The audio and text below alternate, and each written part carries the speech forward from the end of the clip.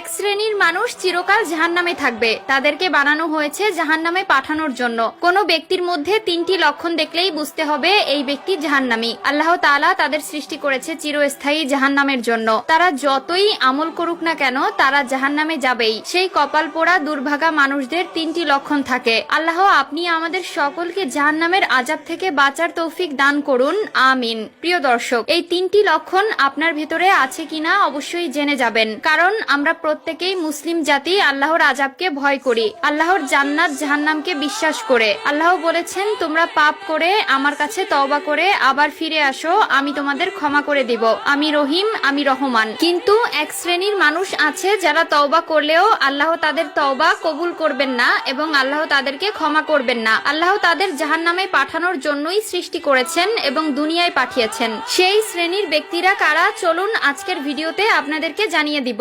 ভিডিওটি সম্পূর্ণ দেখবেন এবং মিলিয়ে নিবেন এই তিনটি লক্ষণ আপনার ভিতর আছে কিনা। যদি থেকে থাকে অবশ্যই আল্লাহর কাছে পানাহা চাইবেন, আল্লাহর কাছে ক্ষমা চাইবেন। ভিডিওটি শেয়ার করে দিবেন, হয়তো আপনার একটি শেয়ার একটি মানুষকে ইসলামের পথে চলার জন্য সাহায্য করবে এবং পাপ কাজ থেকে নিজেকে বিরত করবে। একটা জাহান্নামী ব্যক্তি একটা চতুষ্পদ প্রাণীর চাইতেও নিকৃষ্ট।